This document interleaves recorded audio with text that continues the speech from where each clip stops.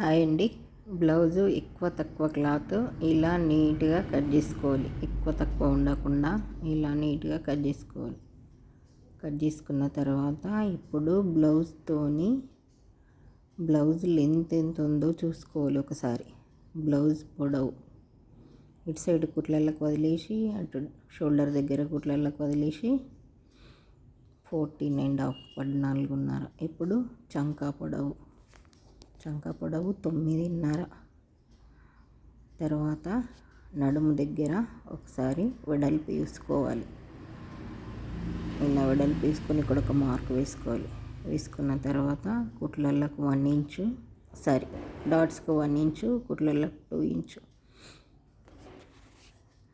మొత్తం టోటల్ 11 ఇంచులు. బ్లౌజ్ వెడల్పు 11 కుట్లతో సహా మొత్తం ఇలా చూసుకొని మార్క్స్ వేసుకోవాలి. వేసుకున్న తర్వాత ఇప్పుడు చంక డౌన్ వేసుకున్న తర్వాత మళ్ళీ ఒకసారి పొడవు వేసుకొని గల్లా వెడల్పు 2 కుట్లలకు 1/2 ఇంచు. తర్వాత షోల్డర్ ఎంత ఉందో చూసుకోవాలి. షోల్డర్ 3.1 చూసుకున్న తర్వాత మళ్ళీ ఒకసారి మొత్తం పొడవు చూసుకోవాలి. చూసుకొని ఇప్పుడు గల్లా పొడవు 9.5. ఇటు కిందికి 2.2. ఏమో కొంచెం వెడల్పు తక్కువ వేసుకుంటుంది. ఇలా లైన్గా స్కేల్ తీసుకొని ఇలా ఒక లైన్ డ్రా వేసుకోవాలి. ఇలా వేసుకున్న తర్వాత మళ్ళీ ఒకసారి షోల్డర్ దగ్గర లెంత్ ఒకసారి కరెక్ట్ చూసుకోవాలి. చూసుకున్న తర్వాత ఇలా ఒక మార్క్ వేసుకొని ఇప్పుడు చంక డౌన్ 5 క్రాస్ 1 ఇంచు ఇలా ఒక మార్క్ వేసుకోవాలి. స్కేల్ పెట్టి ఇలా ఒక లైన్ డ్రా వేసుకోవాలి. ఇటు సైడ్ కూడా ఒక లైన్ డ్రా వేసుకోవాలి. మీకు కనిపిస్తలేదు, మళ్ళీ ఒకసారి ఇస్తున్నా. ఇప్పుడు కరువు స్కేల్ బట్టి ఇలా రౌండ్ ఒక లైన్ వేసుకున్న తర్వాత గల్లా సైడ్ కూడా సేమ్ అలాగే, ఎందుకంటే కరువు స్కేల్ పెడితే షేప్ కరెక్ట్ రౌండ్గా వస్తుందని కరువు స్కేల్ పెట్టి ఒక లైన్ వేసుకొని ఇలా కట్ చేసుకుంటున్నా. ఇలా చంక ప్లస్ సైడ్ జాయింట్లు ఇలా కట్ చేసుకున్న తర్వాత ఇప్పుడు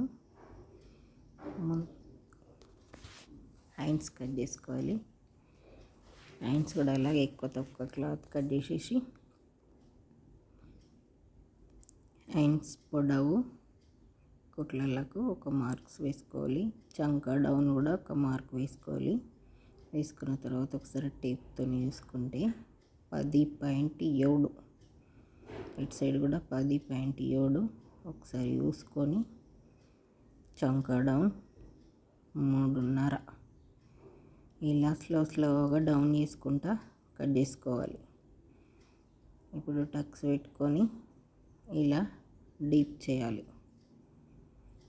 ఇలా డీప్ చేసిన తర్వాత సైడ్ జాయింట్ కట్ చేసేసుకొని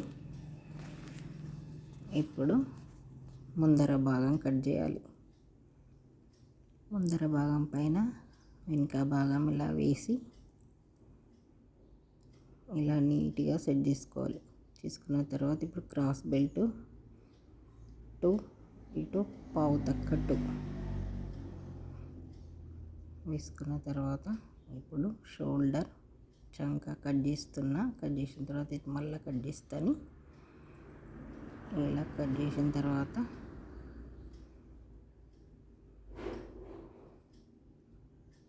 ఇప్పుడు క్రాస్ బెల్ట్